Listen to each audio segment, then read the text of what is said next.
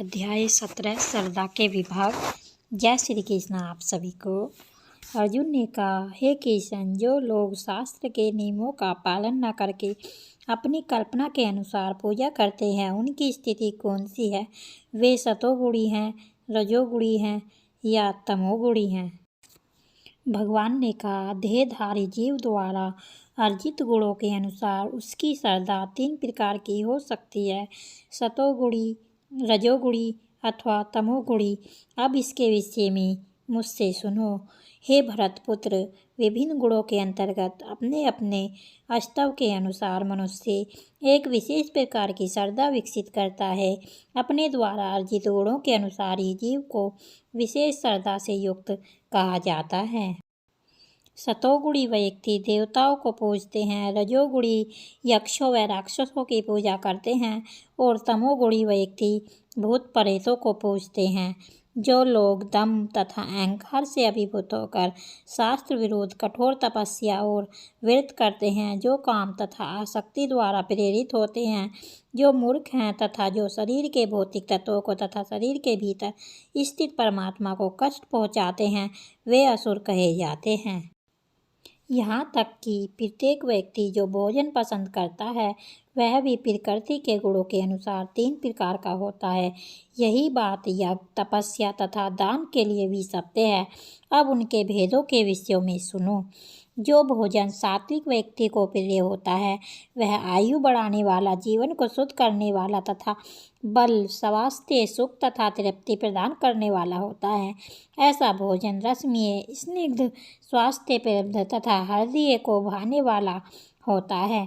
अत्यधिक तिक्त, खट्टे, नमकीन, गरम, चटपटे, शुष्क तथा जलन उत्पन्न करने वाले भोजन रजोगुणी व्यक्तियों को प्रिय होते हैं। ऐसे भोजन दुख, शोक तथा रोग उत्पन्न करने वाले हैं।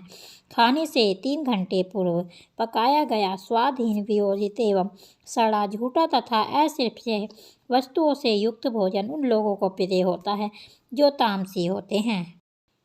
यज्ञों में वही यज्ञ सात्विक होता है जो शास्त्र के निर्देश अनुसार कर्तव्य समझकर उन लोगों के द्वारा किया जाता है जो फल की इच्छा नहीं करते।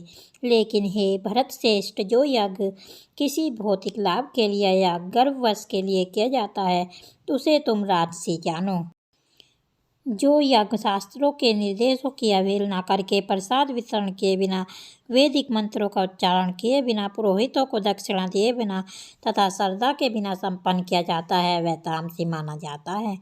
परमेश्वर, ब्राह्मणों, गुरु, माता पिता जैसे गुरुजनों की पूजा करना तथा पवित्रता, सरलता, ब्रह्मचार्य और अहिंसा ही शारीरिक तपस्या है। सच्चे, भाने वाले, हितकर तथा अन्यों को शुद्ध न करने वाले वाक्य बोलना और वैदिक साहित्य का नियमित पारायण करना, यही वाणी की तपस्या है। तथा संतोष, सरलता, गंभीरता, आत्म संयम एवं जीवन की शुद्धि, ये मन की तपस्याएं हैं।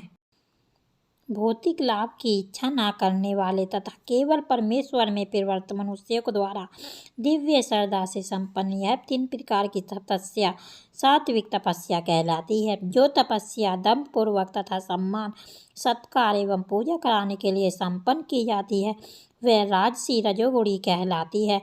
यह ना तो स्थायी होती है और न शाश्वत। मूर्खतावश आत्म उत्पीड़न के लिए या अन्यों को विनष्ट करने या हानि पहुंचाने के लिए जो तपस्या की जाती है, वह तामसी कहलाती है।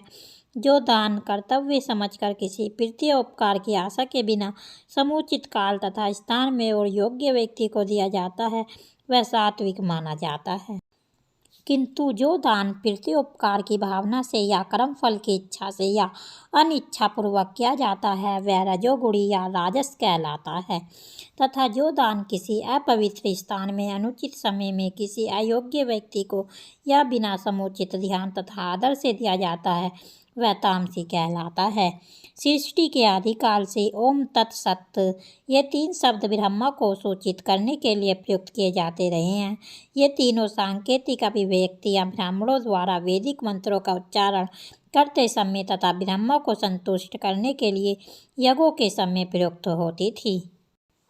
अतएव योगी जन ब्रह्मा की प्राप्ति के लिए शास्त्रीय विधि के अनुसार यज्ञ, दान तथा तप की समस्त क्रियाओं का शुभारंभ सदैव ओम से करते हैं।